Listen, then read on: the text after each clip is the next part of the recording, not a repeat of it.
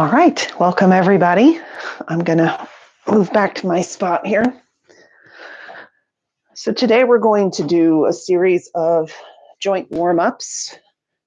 These can be done on their own. They can be done as a warm-up to some other type of exercise. That's perfectly fine. And we're going to move through most of the major joints of the body, most of the joints in the body. And all of these exercises we will do today, we'll either do them lying down or seated, or we'll do some hands and knees as well. And I'll show you how to do them as well with a chair or some other elevated surface if you don't want to be on your knees. All of these, of course, can be done standing as well if you prefer that. I just suggest that if you have arthritis, if you have general, stiffness in your body, that you can incorporate these movements into your life as frequently, as often, as possible. Circling the wrists while you're waiting for the coffee to brew, whatever it is. Movement is good for the joints. It helps lubricate them and nourish them. So we want to move as much as we can. So let's just start actually by lying down today. So I'm going to put a little blanket under my head. You can do that if you want.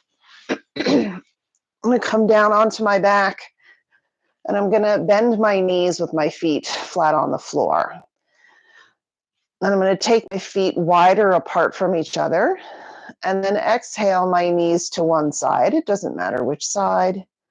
And then inhale and come to center, and then exhale and go to the other side.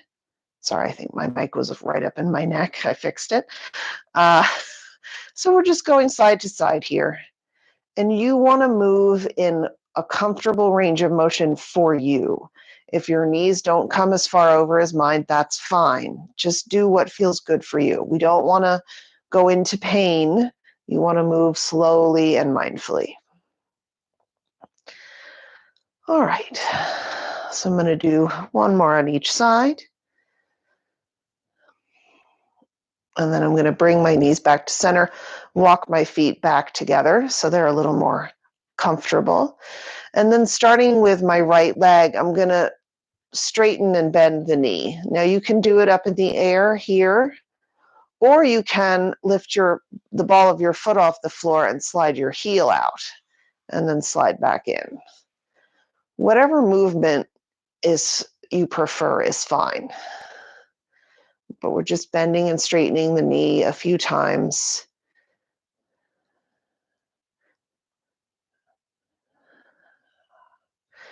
Getting that synovial fluid moving around in the joint. All right, let that foot come down and relax. And then we'll repeat with the left leg, bending and straightening the left knee. Again, moving slowly and mindfully. So the synovial fluid in the joint is what brings nourishment to the cartilage at the end of each bone, which makes up the joint. And you want that synovial fluid moving around so that it can take away waste from the cells, and so that it can bring oxygen and nourishment to the cartilage. So that's why we really need to keep moving. All right, let's bring that foot back down and relax for a moment, and we can roll over to one side and press up. I'll come back to a comfortable seat. Again, you could be doing this sitting in a chair. You don't have to sit on the floor. I'm just a yoga teacher, so I sit on the floor all the time. But we can do this, you can do this sitting in a chair as well. So now we're just going to make sure we have a nice long spine, lengthen up through the crown of your head. And then we're going to drop the chin towards the chest and begin to work on the neck. When we come up, we don't want to go way, way back. I want you to take your eyes to where the wall and the ceiling meet in the distance, and then come back down again. If you take the head way, way back and you have arthritis in your neck, it could be problematic. So that's why we don't do it. I'm just being extra cautious. All right. So we've nodded up and down a few times. Now let's go side to side. Let's twist. So turning the head, twisting the neck to one side and then the other. If you hear a lot of commotion, a lot of snap, crackling, and popping in the neck, don't be too terribly concerned. All of your joints do that. All of your joints make noise. The technical term is crepitus. Doesn't that make you feel lovely? But you hear it louder in your neck because your neck's right next to your ears. So it sounds worse than it probably really feels. So coming back to center now, and then we'll go side to side this way, ear to the shoulder. Now the joints in the spine are not synovial fluid joints. So we're not moving around here for the purpose of getting the synovial fluid to move around and nourish. But we are warming up the muscles, just as we also do when we do any other movement. Warming up the muscles so that our movement can be more easeful. All right, and then we'll come back to center again. Now let's start to come into the shoulders a little bit. Let's just start by rolling the shoulders. Up and back and down, please. And you can isolate and do one arm at a time if you like, one shoulder at a time. If you get the arm involved, like I've just done, you'll feel that there's more range of motion available to you. Now, if the shoulders don't love this, make it smaller. Don't get the arm involved. You can do it however you like, in whatever way feels most comfortable to you. It can be small, it can be big. Any movement is going to be beneficial. And the shoulder joint is a synovial fluid joint. Oof. But I get a little popping there. So when I do that, it doesn't hurt, but it feels better if I move through it until it goes away. So that's another option to consider. So now I'm going to bring my hands by my sides, turn my palms up, and inhale and reach the arms up. Again, come up as high as you like. If you only come up to shoulder height, that's fine.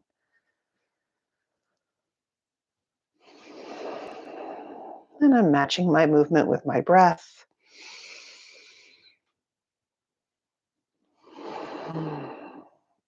Beautiful. Now I'm going to come into the elbows. So I'm going to bring my arms out in front of me, palms up, bend my elbows so my fingers come towards me. Then I'm going to turn the palms away and straighten. So I'm going to do that a few more times. So we're working the elbow here. And we're also working, you have two long bones in your forearms and they rotate around each other. That's this movement, right? They're rotating around each other. So we're warming those up those joints as well. Now, keep the palms down, bring your arms up at shoulder height and drop the fingers and then lift them up, getting down into the wrist now, and then we'll do the hands.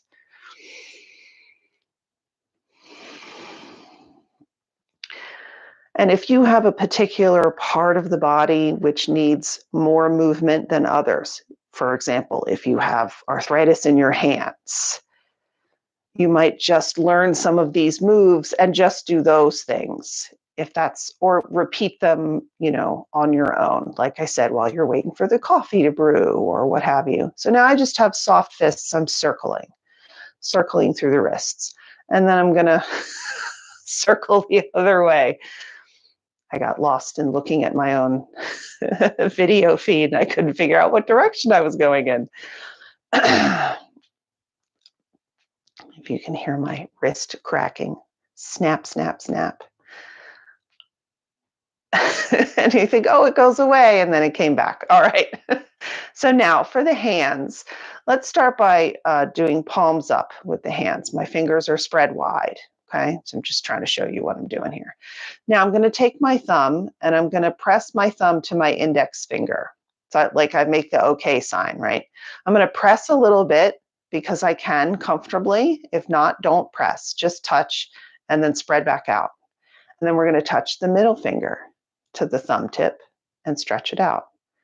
Then the ring finger and stretch it out. And then the pinky little finger and stretch it out. And I'm going to do each fingertip one more time. I'm going to start with the pinky and work my way back to my index finger. but you can do whatever order you like. And you can, again, do this as many times as you like. Now I'm going to turn my palms down, curl my fingers a little bit, and bring them to my thighs. You can do this on a tabletop as well. I'm going to just tap my fingers, kind of like you do when you're bored sometimes. Just tap them on the tabletop, tap them on your thighs. You could do it on the floor. And then tap the fingers in a different way. And that's not so much, good as a joint warm-up, but it's nice for your brain. It's a little brain exercise to do it differently. All right, now just open and close to a soft fist, as soft as you need it to be. And you can even start to make the movement bigger, get the wrists into the movement, just opening and closing and turning.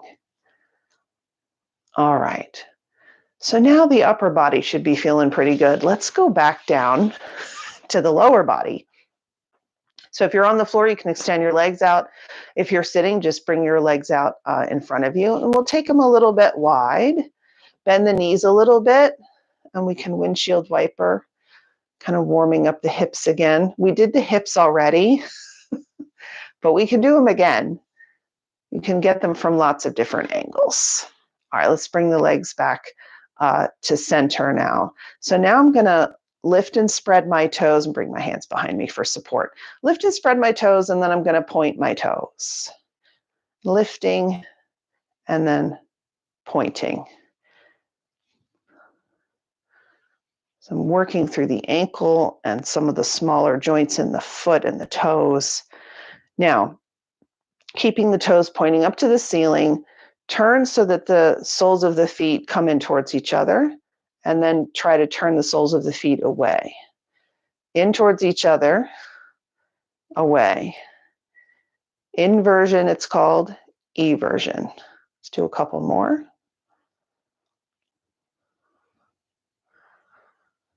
All right, and then let's circle.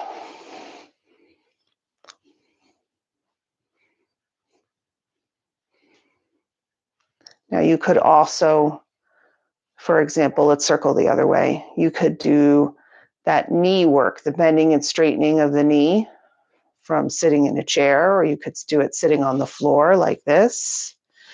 I just think lying down is more comfortable. But you have lots of options. You can adapt the work to suit you.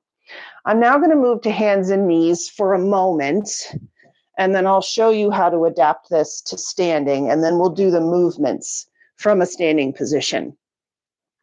So hands and knees is here. We'll call this tabletop in yoga. But another way you can do it, and a way that you might feel more likely to do it on a day-to-day basis, because how often do we get down on the floor, right? Is maybe standing. Sorry, I have no head, but here we go. I'm going to hinge at my hips. There, now you can see me.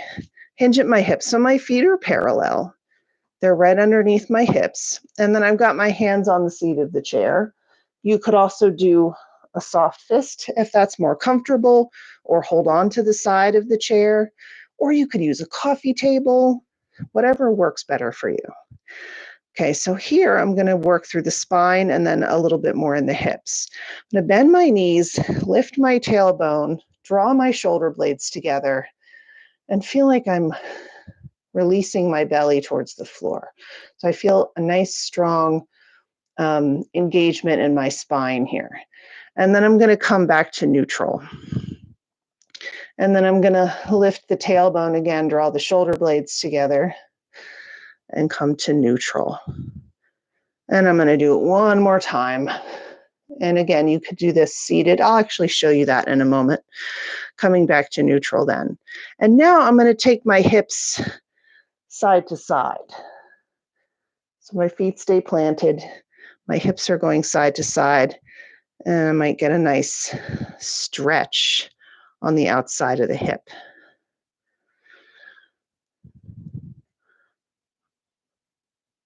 All right, so we're pretty much done. I do want to just show you, since I thought of it, an option for that back arching from a seated position.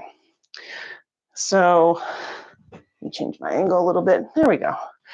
So you can do that. We call it cow pose. You can do it from seated. You can just lift the chest, draw the shoulder blades together on the back, and then come to neutral. So it's a nice spine warm up as well. So just alternating back and forth there. So there you have it. That's our whole joint warm up practice. I hope you enjoy it, and I hope you use it frequently. Thanks again.